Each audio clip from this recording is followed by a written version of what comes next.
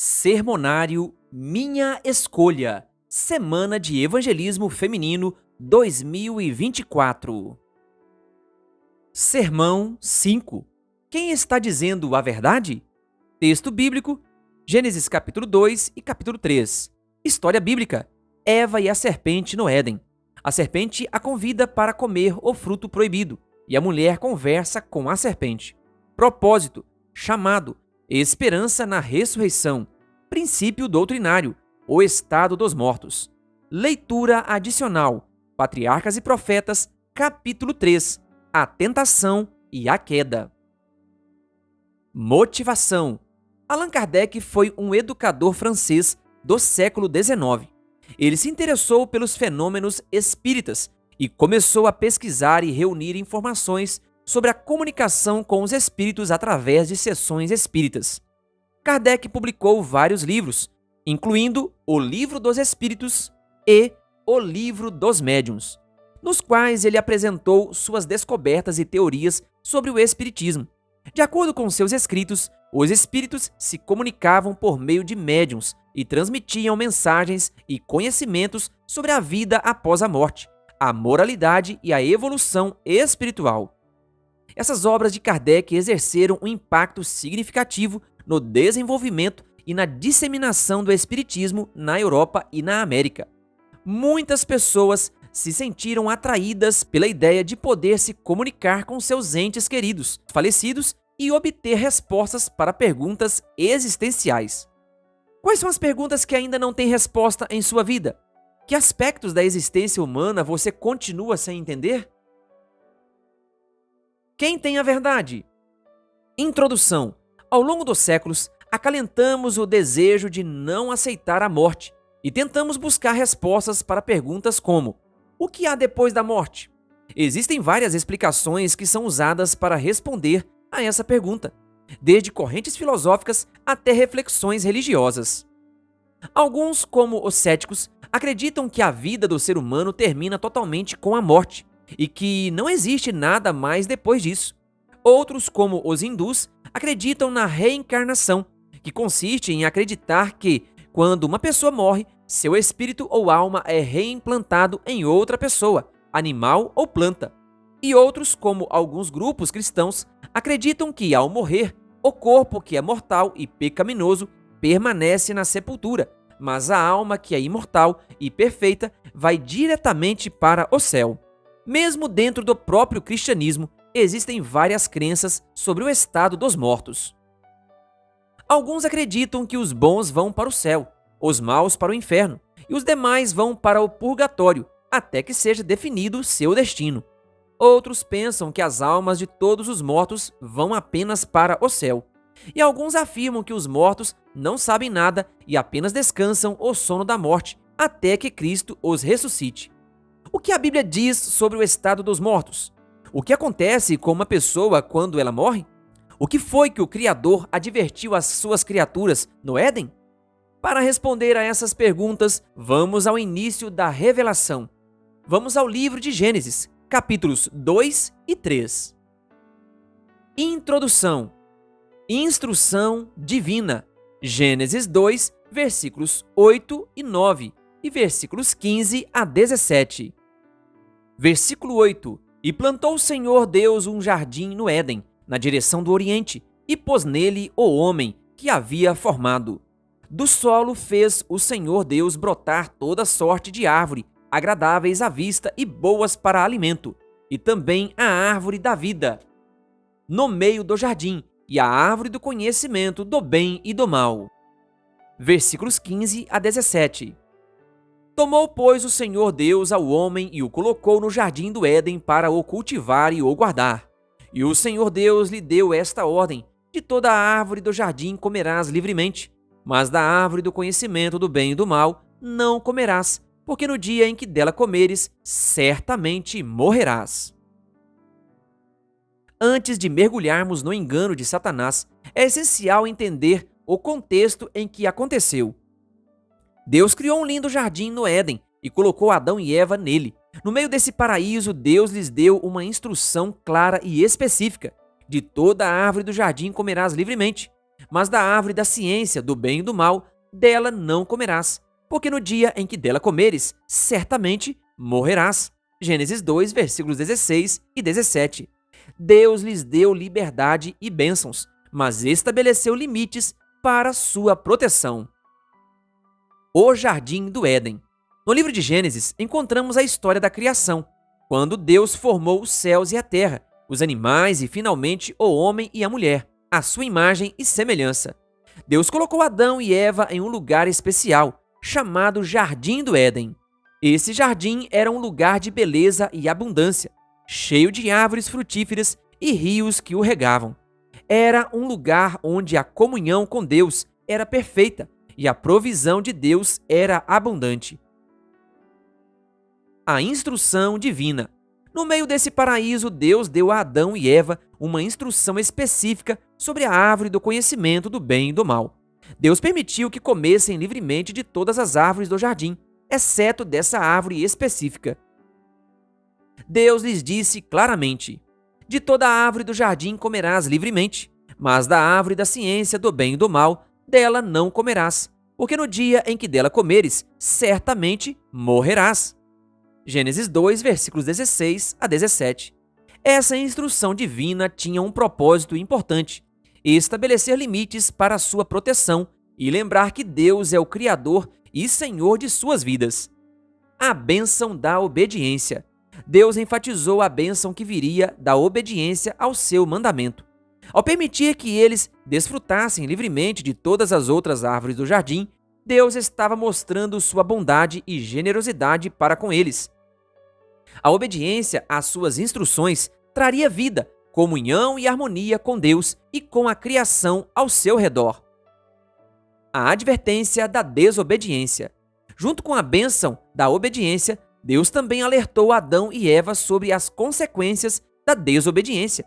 Deus lhes disse claramente que se comessem da árvore do conhecimento do bem e do mal, certamente morreriam. Essa advertência não era apenas uma ameaça, mas uma realidade espiritual e física. Deus queria proteger seus filhos das consequências devastadoras do pecado e da separação de sua presença. Essa instrução divina e o contexto em que foi dada são centrais para entender o engano de Satanás a Eva. Deus estabeleceu limites e deu uma clara advertência para proteger Adão e Eva. Mas Satanás se aproveitou dessa situação para semear dúvidas, enganar e levar a humanidade à desobediência e à queda. Quando Satanás se aproximou de Eva. Gênesis 3, versículos do 1 ao 5. Assim lemos: mas a serpente, mais sagaz que todos os animais selváticos que o Senhor Deus tinha feito, disse à mulher: é assim que Deus disse: não comereis de toda a árvore do jardim?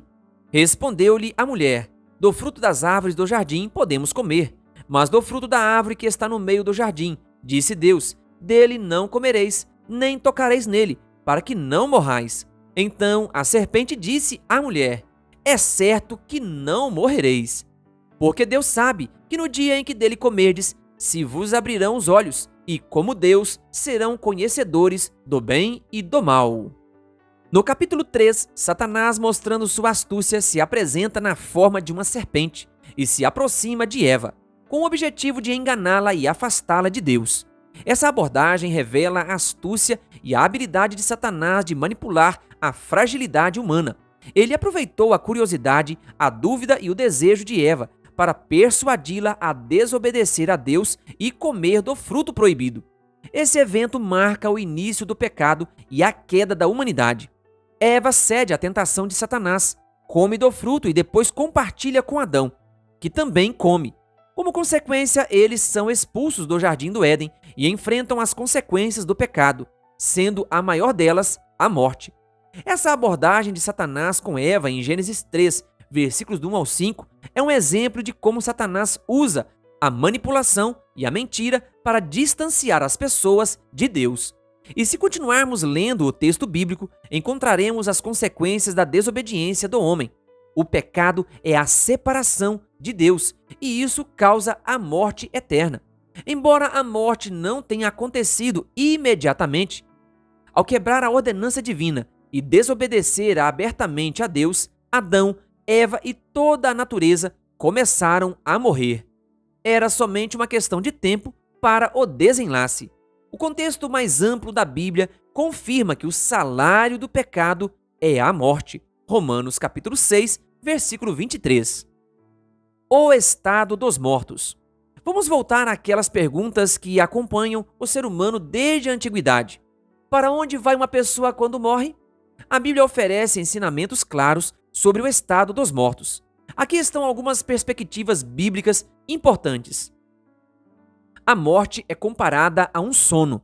A Bíblia descreve os mortos como estando em um estado de sono. Por exemplo, Eclesiastes 9, versículo 5 diz: porque os vivos sabem que hão de morrer, mas os mortos não sabem coisa nenhuma, nem tampouco eles têm jamais recompensa, mas a sua memória ficou entregue ao esquecimento.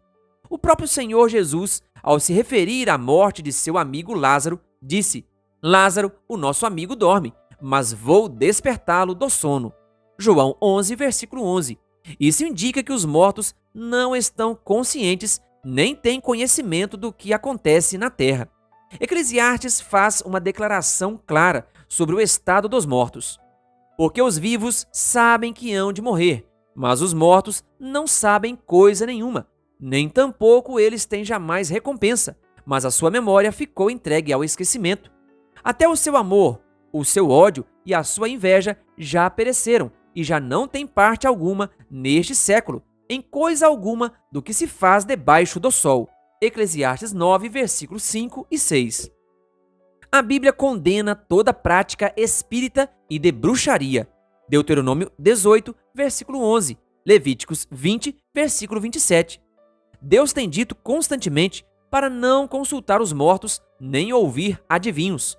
O método de Deus sempre foi a profecia, não a adivinhação. Seu instrumento é o profeta, não o adivinho. Sua obra é a revelação bíblica, não o ocultismo sombrio. Por sua vez, Ellen White acrescenta que os mortos estão em um estado de inconsciência, comparado a um sono profundo, até a ressurreição.